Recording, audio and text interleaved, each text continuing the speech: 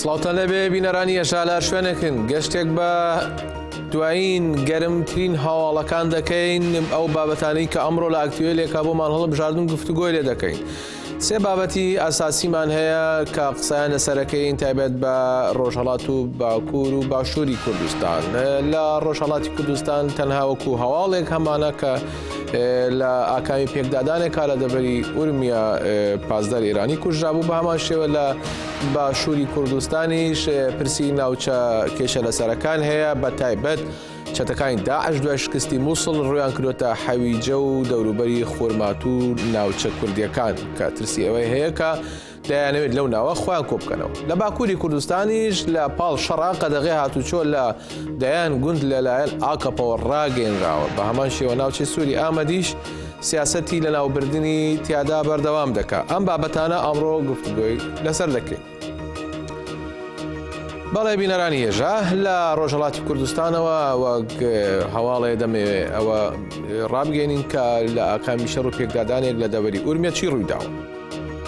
بەپێی هەواڵەکان لە ئەنجامی تێگەڵچوونی چەکداری لە ناوچە سنووریەکانی پارێزگاری ورمیا دوو فەرماندەی سوپای پاسداران کوژراون و حوتی دیکە بریندار بوون. بەپێی میدیاکانی ئێران لە ئەنجامەوە تێگەڵچوونە چەکداریەی فەرماندای گروهانی سنووری بەناوی سەرگرت محەممەد ڕەزا فەیروزی و ئیستوار دووهەم محەممەد ڕەزا فەرەحی کوژراون و حەوت ئەندامی دیکەی سوپای پاسداران بریندار بوون. شانی باسە تا ئێستا هیچ گروپێک یا لایەنێ ئەو چالاکیەی لە ئەستۆ نەگرتووە. لای خۆیەوە قاسم ڕەزایی فەرماندەی هێزی سنوورەوانی ئێران قسەی بۆ ئاژانسەکانی وڵاتەکەی کردو و دانی بەوە داناوە کە دوو ئەندامی باڵای سوپایان لێ کوژراوە حوتیش بریندار بووە. هەرچەندە میدیاکانی کۆماری ئیسلامی پەژاک بە ئەنجامدەری ئەو چالاکیە تۆمەتبار دەکەن، وەلێ وەک پەژاک بۆ خۆی دەڵێ ئەوان پارتێکی سیاسی ئایدۆلۆژین، باڵکو چالاکی چەکداریەکانی ئەوان لە چوارچێوەی پاراستنی ڕەوا لەلایەنێکی نەکانی پاراستنی ڕۆژهەڵاتی کوردستان ئاسرا و بەیاڕەکەوە پێک دێ. ئەم شەڕەش لە کاتێکدایە کە لە دوو ڕۆژی ڕابردوودا سێگەری لای هەپەگەل لە کاتی تێپەڕاندنی ئەرکەکانیاندا لەلایەن هێزەکانی سوپای پاسدارانی ئێرانەوە هێرش کراوەتە سەریان و لە ئەنجامدا گیانی لە دەستداوە.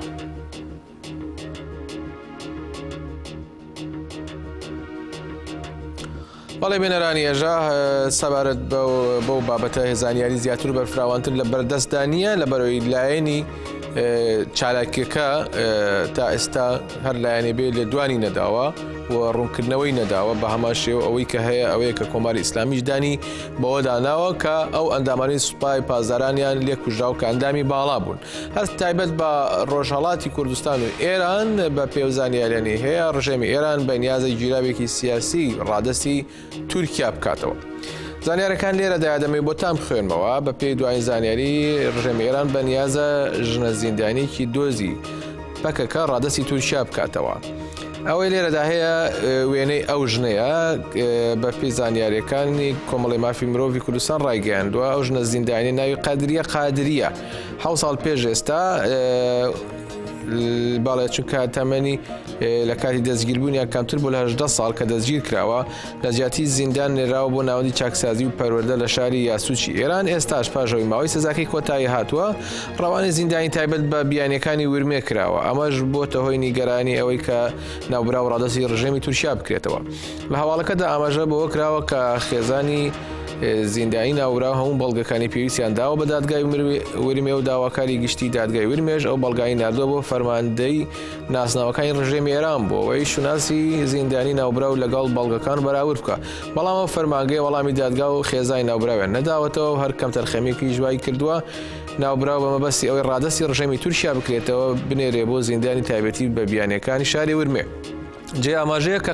قادری 7 ساڵ پێش ئێستا بە تۆمەتی ئەندامبوون لە پارتی کرێکارانی کوردستان پەکەکە لە شاری یاسوچی ئێران دەستگیر کراوە بە 7 ساڵ زیندانی سزادرا. ئێستا بەلە بەرچاوگرتنی دۆخی سیاسی باکووری کوردستان و هەڵسوکەوتەکانی ڕژێمی تورکیا لەبارەی هاوڵاتیانی کورد سنوورداشکردنی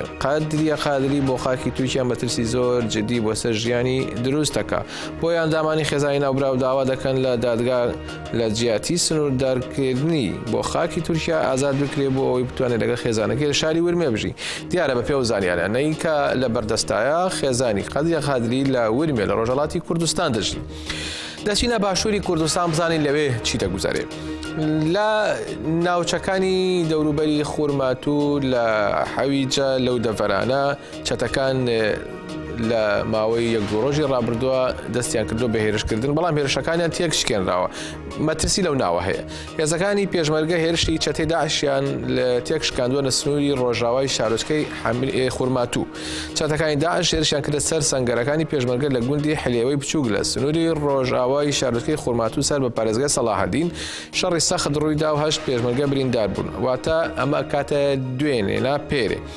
عەبدوڵڵا بۆر بەرپرسی مەحوەری خورماتوو ڕایگەیاندووە 5 پێشمەرگە بریندار بوون و برینەکانیان سەخت نییە. لە کاتی بەهاناوەچوونەوە هێزەی پێشمەرگە لە حلێوەی گەورە بۆمبی چێنراوە بۆ کاروانی ئۆتۆمبیلەکانی خۆیدا تەقیوەتەوە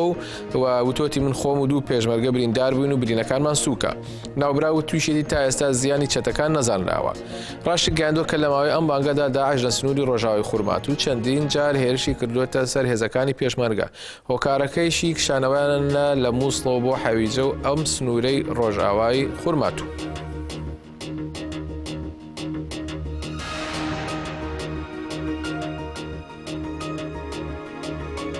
بەڵێ بینەران ێژا لەگەڵ بەڕێز شامیل کامیل ئەندامی تەفگەری ئازادی لە خورماتوو قساکەین لەسەر تەلەفۆن لەگەڵمانە لەو بارەی گفتوگۆی لەگەڵەکەین.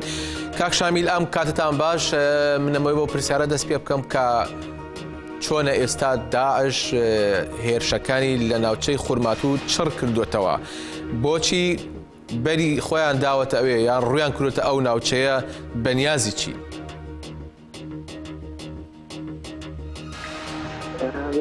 باش ڕاستی ناوچ دەست خورماتوو ناوچەیەکی زۆر استراتیجیە. لە بەرنامەی ڕابردووش لە باسی ئەو بابەتانەمان کردووە، ناتوانین بە درێژەیەک لێرە باس بکەین. بەڵام لەم کاتانە خۆتان ئەزانێت تێکشکانی داعش هەم لە ڕەقا هەم لە مووسڵ و پلانێکی وای شەیە کە پلانێکی نێودەوڵەتیە هەمومان بینیمان ئەلانە ڕیاض داخی لەسەر کردەوە پلانی ئەمریکا هەیە بۆ لێدانی ئێران. بە هەر حاڵیانەوێت ینی هەم ئیرانی شیعی کە برزێکیان تێخستانەیە تەواتی تێبی بشتێنن و هەمیش ئامانجەکانی گەلی کوردەیە هەیانەوێت لێ بگرێت. بۆیە ئێستاگا داعش لە دەوروبەری دوو خورماتوو کەرکووک ئەو ناوچانە یاسەکانی چڕ کردوتە هەروەها لە دیالە. ئێستاگا لەم دەوروبەرەدا ئەش ویلایەتێکی تازە ڕاگەیاندووە ناوی ویلایەتی چیای حەمرین. ئەم ویلایەتی چیای حەمرینەیە تا ئێستاگا ئێمە لە فەرهەنگی داعشا نازانین کە سندێکی وکرێتایکە، بەڵام وەکو دیارە دووس خورماتوو چەندی زەرگەر کە پێشمەرگیان ئەبێتە قوڵای ئەو ویلایەتە کە داعش بانگێشی بووەکە و لەلای دیشەوە خانەقین دیالە قەرەتەپە ئەو دەوروبەرانە ئەگرێتەوە. بۆی ئەبێ لەم سەرڕۆژە وەرزکراوە سەر خێزانی سیڤیل لە دەوروبەری قەرەتەپەوە لە دووس خورماتووشەوە نزیکەی هەفتەیەکە چەندین جار داعش شەڕ سەر هێزەکانی پێشمەرگە بە تایبەتی دوێنێ شەو کە یەکشێکی زۆر زۆر گەورە بووە پێشمەرگەتیا بێت تەنها فەرمادی پێشمەرگەشتیا بریندار بوو. بۆیە لەگەڵ ئامانج لە لێدانی ئێران نزیکترین شوێن بۆ ئەوەی داعش دەرباز بکرێت بۆ ئێران پارێزگای باقوبێ دیالایە ئەوش هاوسنگی باشووری کوردستان لە خوارەوە کە کاتا خانەقین و جەلەولا ئەو دەوروبەرانە خۆمان شەزانی سەرەتا کە داعش هاتن لە جەلەولا ئەو دەوروبەرانە چی پێدوێکی قایمان بۆ خۆیان دروست کردبوو. دووەم شێت ئەو داعشانەی کە ئێستاگە لە حەویجن لە مووسڵ پێویستەدا ڕێگەی دەرباز ڕێگەی دەربازبوونیان هەوێت بۆ خۆیان بدێنە ئەم ویلایەتەنەی داعش کە چیای حەمرینە. شامیل من ئەمە پرسیارێ بکەم کاک شامیل ئەگەر گوێت لێمە من ئەمەیە بپرسم ئەگەری دووباربوونی ئەم هێرشانە هەیە یان نا مەسەلەوەی کە دەگروشەوە بەر لە ئێستا ڕوویدا، بەڵام لەگەڵەوە ئایا ئەگەر داعش بەنیاز بە هێرشێکی بەرفراوان بکاتە سەر ئەو ناوچەیە هێزێکی هێندە تۆکمە لەوێ هەیە کە بتوانێت بەرگریکی وا بکات کە داعش ناتوانێت پێشڕەوی بکات، چونکە تا ئێساوی بینیومانە داعش تێکشکێنراون.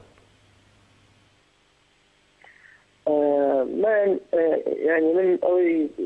لە ڕووی سەربازیەوە ناتوانم شۆڕەبەی ئەو بابەتانە بکەم چونکە ئەو کاری من نییە، بەڵام ئێستاکە حاڵی حاضر داعش ئەو هێزەیە نییە کە شار بگرێت وەکو جارا مەسەڵەن چۆن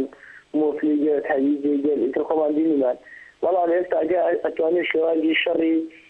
عصاباتي بكاردين أي شو تاني اللي دوراك الرشي بين الشو عليه وشاركيه وابو والله أنا الذي ما نرجع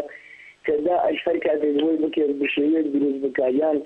هو اللي سيكولوجيا خلق خوي حاكم بكات أجيني وك أوزر شاني كلا بردوا مثلا وضع إشارة تبدا وكلا كركوك أوانه بكا كبير المرجع مفرشي كركوك بايشي حتى بيستاجا باوتراي موتها ودا أشلح إيجاد دولتين مترسي وصر توال باشو الكرسان ولا شيء سطو كل بتايبتي كركوكو دولوبي وجيني مانيش كذا أشهر شغاني شمشوني جبجة كلو دوربرانا بويا داعش أتواني تيرشي فراوار بكار بلا مستاجة تواني أولي ما هو كزيه بقيت لكان تجارك هم أصاني داعش كرا وهم مش تواني داعش أستاجة تواني كي زور سورو دار وكو باسم داعش كاك شامل كاك شامل من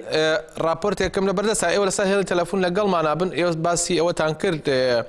كأنه لا حامرين خوان جيجير كان بعمل أو بخوان ما هو بينران لقل معنا بمين الرد وعي لسر أو بعبته ما يقصد لقل جنابتنا كان بينران يجاب بي وزاني راني هي وق كاك شامليش باسي كر ليوان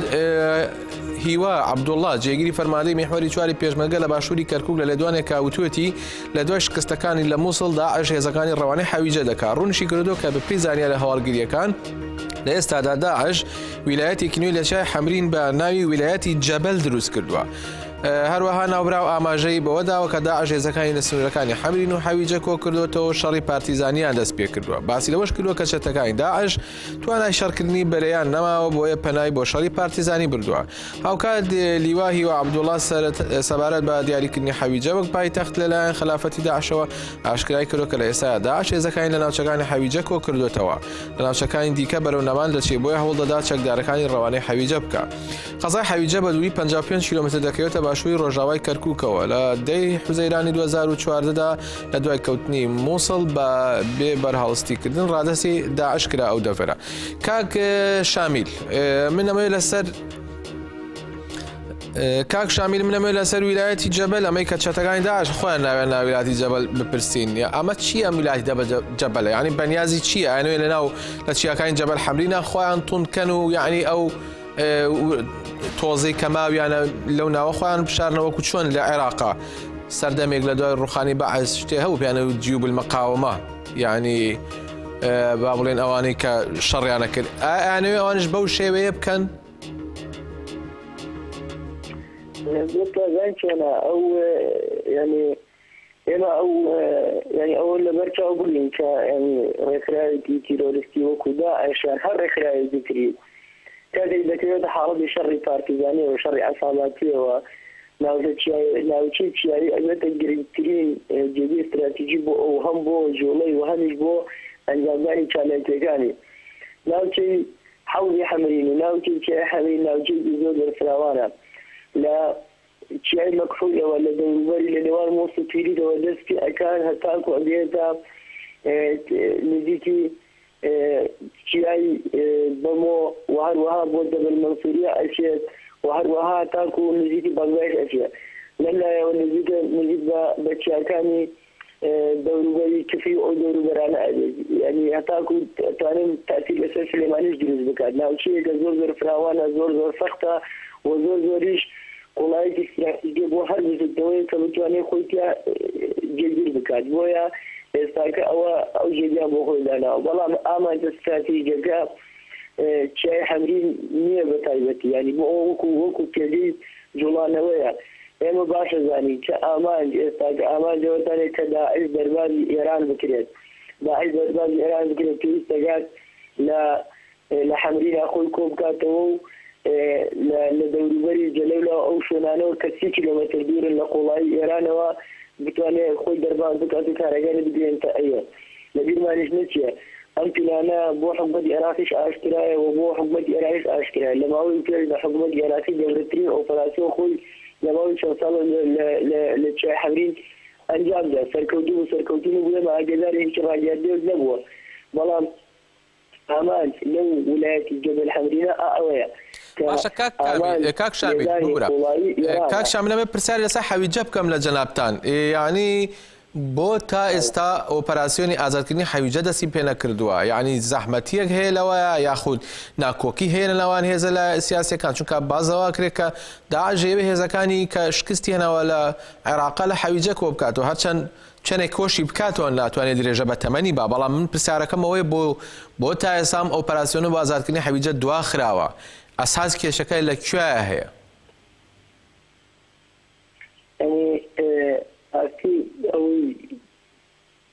بابەتی حەویجە بابەتێک هەروە ئاسان نییە، پێویستی بە خوێندنەوەی زۆر قۆڵ و دوورگرێژ هەیە. لە ماوەی توێژدا چەند کۆڵەوەری ینی نەتەوەیی کورد وەکو بەڕێز نیاز حامەدیش بە دوورگرێژی لەسەر ئەو بابەتەی نووسی بوو کە بۆچی حەویجە ڕزگار ناکرێت و مرۆڤ بەتوانێت سەردانی پێشەنگی بەڕێزیان بکات و بە تەواوەتی بە وەرد و گەشتی تێبگێتەوە بابەتانە چییە. بەڵام ئێستاکە بۆتە مەسەلەی ڕزگارکردنی حەویجە یەکەم بۆتە قەزەیەکی سیاسی، دووەم بۆتە قەزەیەکی ئەمنی، سێم بۆتە قەزەیەکی نێودەوڵەتی. بۆچی یەکەم ئێستاکە حاڵی حاضر باسەوایە کە حکومەتی عێراقی و حکومەتی کوردستان ئابادیش ڕایگەیان لە چەمانگی پێشودا کە حکومەتی کوردستان ڕێگرێت لەوەی کە حەویجە ڕزگار بکرێت. مەسەلەکە ئەوەیە بۆ ئەگەر حەویجە ڕزگار بگرێت ئایا مەترسیەکان سەرکەوتووەکەەوە زیاد دەکەن، یەکمان کەمەوە باش حکومەتی هەرێم بۆچی قبوڵی ناکات. ئەوە یەک. دوو، حکومەتی هەرێم ئەڵێت ئێمە ئەمانەیە خۆمان پێشمەرگە حەویجە ڕزگار بکات، لەبەرەوەی کاتی حەرجی شەعبی بێت یان سوپای عێراقی بێت ئەم کات ئەو ناوچانەی کە پێشمەرگە ڕزگاریان کردووە ناوچەی 140 خاکی کوردستانیە، سوپای عێراقی جارێکی تر بە حەجی لێدانی داعش دەڕێتەوە ئەم کارەکات ئەم کارە بکات و کاتە دیسانە ناوچە داوڕاوەکان لە مەدەستی داعش ڕزگاری نەبێت دەکەونە زێر مەترسی حەرجی شەعبی. ئەم بابەتێکە. دووەم وەکو نێودەوڵەت و ئەقلیمی باسەوە کرد کە ئێستاگە حەویجە بووەتە نەک بووەتە پایتەخت، تەنانەت بووەتە باوێز خانەی داعشەکان، هەرچی داعش هەیە لەوێوە دێن و لەوێوە پەروەردە ئەکرێن و وەڕەوانەی شوێنەکانی ترەگرن لە تەواوی عێراقا. لەبەرەوە پێی حەویجە بۆ شێوەتانێ تورکیایەکی لەو دەوڵەتانەی کە ڕێگرێت لە ڕزگارکردنی حەویجە. ئامانجی ئەوەتانێت کە هەمیشە شوشێرێک لەسەر کەرکوب بوونێ بۆ بارودۆخی کەرکوب تێکودا و خۆمان بینیمان و ئاشکرای بوو کە چۆن سوپای تورکی بە تەیارە داعشی هێناو لە دەوروبەری ئەو کارە سادەڕیدا کە سەد هاوڵاتی کورد لە کەرکوب شەهید بنێ و خۆتان ئاگدارن ئەلەو بابەتانە. یەکێک لەوانە ئەو بابەتەیە.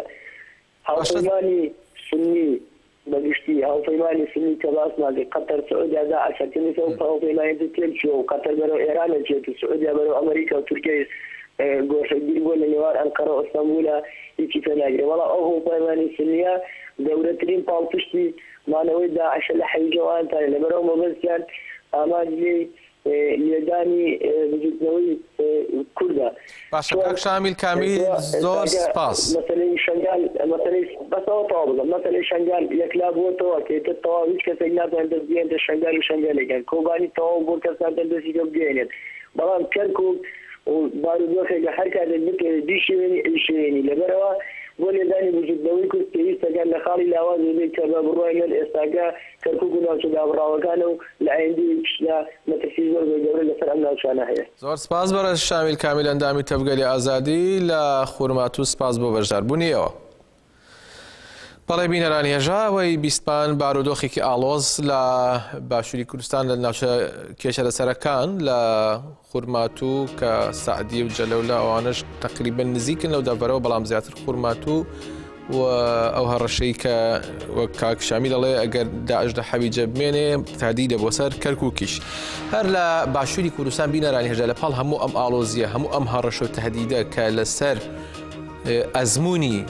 سیاسی و لەسەر ئەزموونی باشووری کوردستان هەیە، لەسەر ئەو پێگەی هەیە کە کورد بە خوێنی هەزاران شەهید بەدەستی کرد خستووە و لە دیسان لە پاڵەوەشدا حکوومەتی هەرێمی کوردستان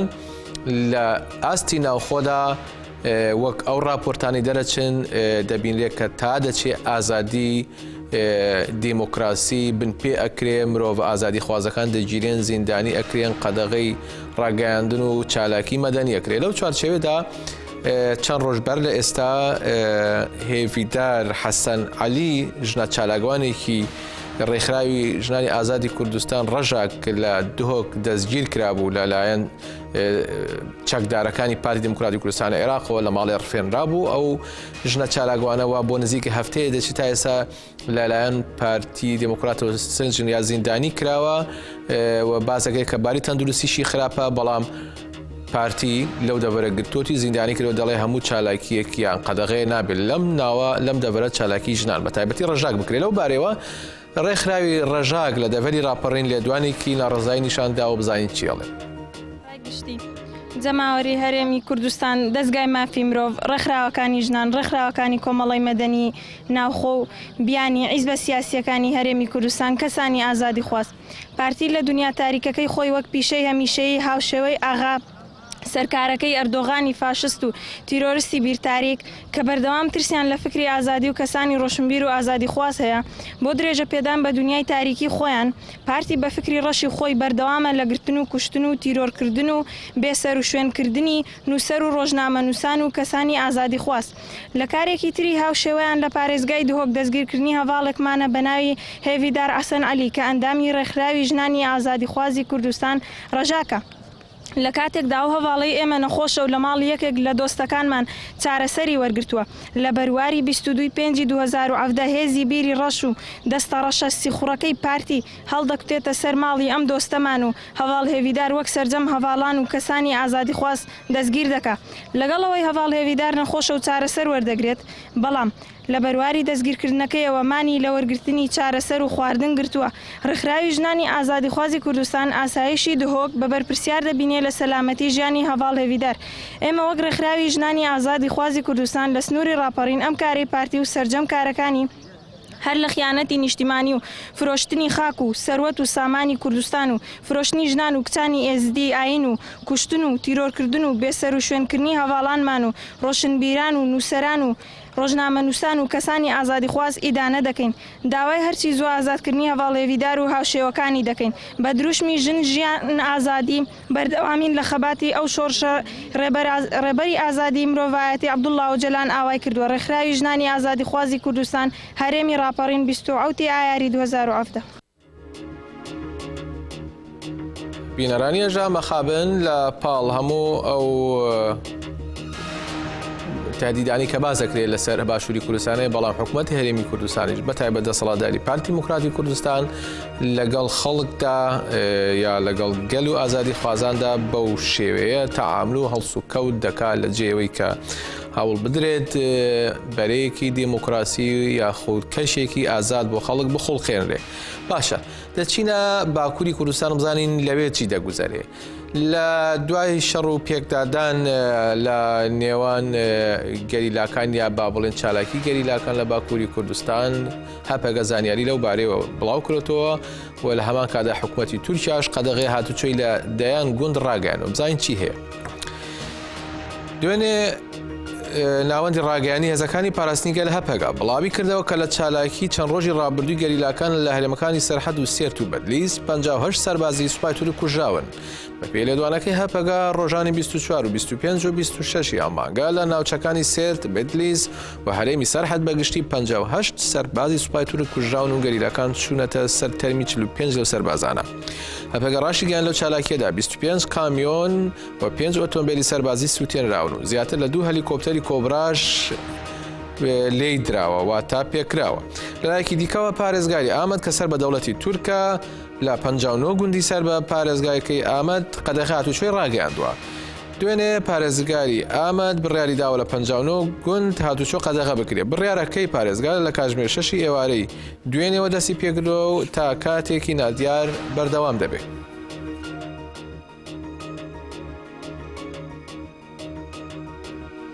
بۆم بابەتە لەگەڵ بەڕێز عومەر ئۆنەن قساکەین کە قەدەغەی هاتوچۆ ڕاگەیەنراوە لە زیاتر لە 59 گوند و بە هەمان شێوە ناوچەی سووری ئامەدیش هەوڵەکان بۆ ڕوخان و تێکدانی ئەو ناوچەیە هەیە. کاکی عومەر دەمباش ئەس دەخوازم لەسەر ڕەوشی باکوورش وە بپرسم چما دیسان قەدەغەیە هاتن و چوون لێ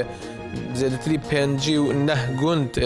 لە دەردوری ئامەد هاتی ڕاگەیاندن و خوشخۆ چەند گوندێندنژی هاتوچۆ تێدا قەدەغە کردبوون کەوتبوون چوارچەوەی ئۆهاڵ. تورکیا چی پلان دکا؟ بله انجی سلام روز پشوه و تماشاوان رو بسیمن بطاقت دمه کدریجه که راستیجی روشک آواته لباجار کردن هرم کرده هبو به دیروکیشی گله که جرباندن این ساحتون نشاندن یه هر ایداوی پشتی دروا پانزد فیلمه کل سر هات نشاندن نه همین توی که روشک آواته هیه هلی دیده مثل بازار کرده به تایید مثل دل کرده از قدرتکرین به کارانی نه ایروژی بیسا از جرباندن قدرتکرین کلانا که ایرو پینجی و نه دل آمده رابطی جی هم دنیرن که یعنی که اون نه گله حملاتی سویل یورد دیشین رابطی جی دنک دریجه شکلی هری مثلا تایید اون آمد بخواه و بازار کرده پیشانده بود نه ان وقت چاره نبین جبر که سکریت کرده به تایید به قدرتکرنا کلانا به اپراسیونا به هلا اولکارینه هی زیده سکریت هلا چاره سریه ده بین کرن نها قطعام و گلک اپراسیون هات نشاندن چاره نبود دیروکا کرده جدی صابو بازار کرده جی وقتونزان بن هاتن قرار کرن گل کوشور بو هری داوی جزیر سور دو شرناس گلک بازار هات قرار کرن کده فکرن به ماها هات نشاندن یه سکریت چاره سر نهات کرن نه بیشتر جرباندنه به تایید بیفتی هایی که جبونا گلی کرد بتاعت جی سکریتی هایی لسر لیپولین کرن و مذاکره کرن دیالوگ به چاره بکرن و میشن کرد ویلی ده ال چاره بقدر کرنا و اپراسیونا سکریتی هایی چاره سرنا به هر چین ناقوکی هی ناقور دبه دوی چرچوه مروفکانه دبنیره ام دیسا جی دویشن چه پاسی جی اپراسیون عسکری دیسا جی پشتن شهر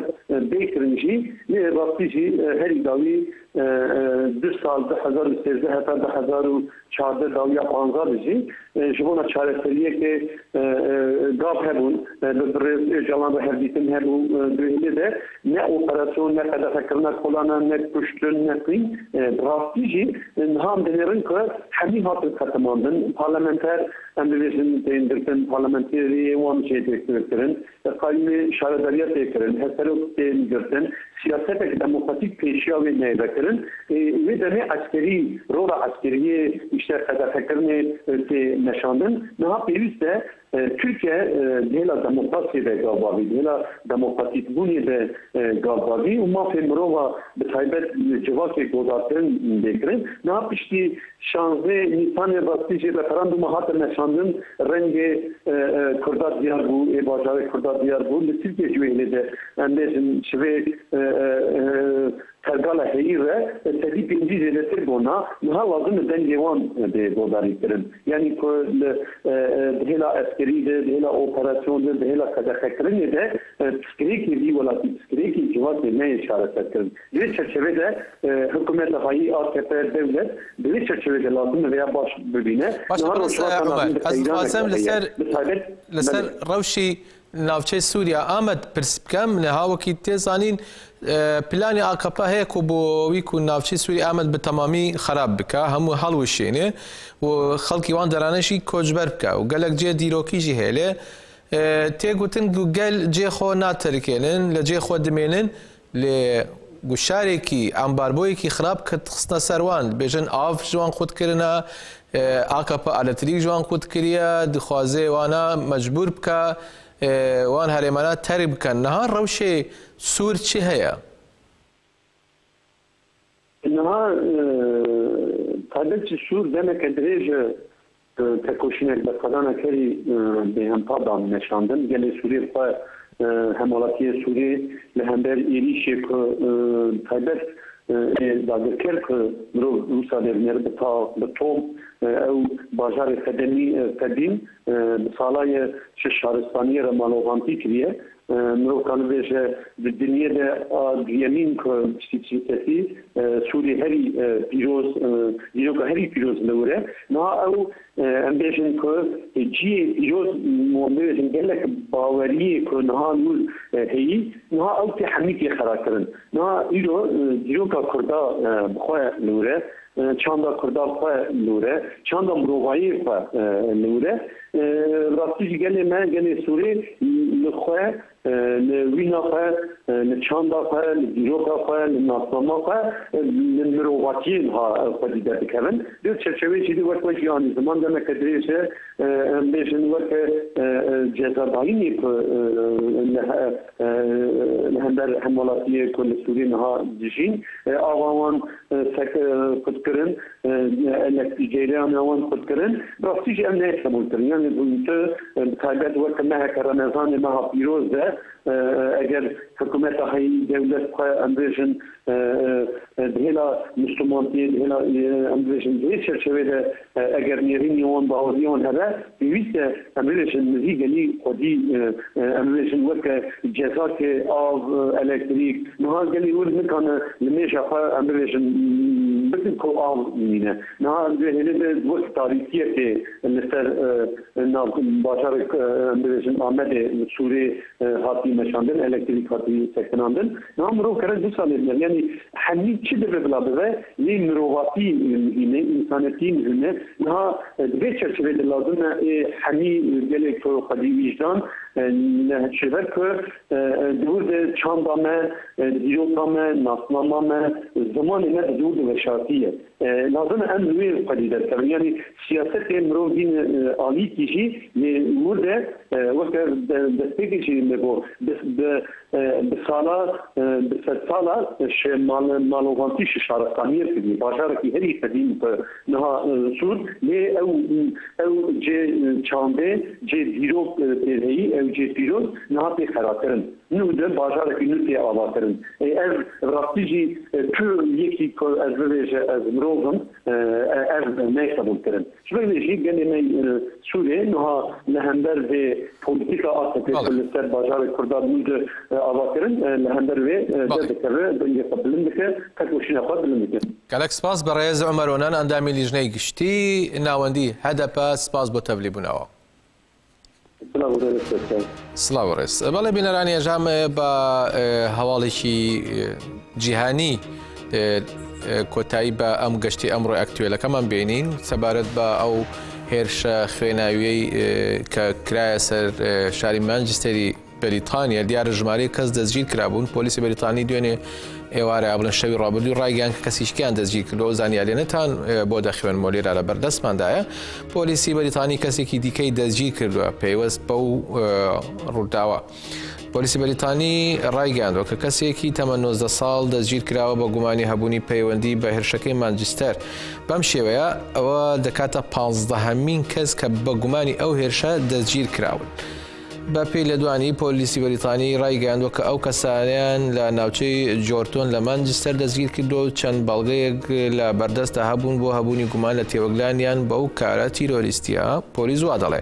هەروەها شەوی 22 ئایار تەقینەوەیەک لە کۆنسێرتێکدا لە ناوچەی لە شاری مانچستەر ڕوویدا کە بۆ ئاریانا گراندی گۆرانی بێژ ئەمریکی ساز کرابوو لە ئەکامدا 22 کەس ژیانیان لەدەستدا 64 کەسی دیکەم بریندار بوون کە منداڵیشان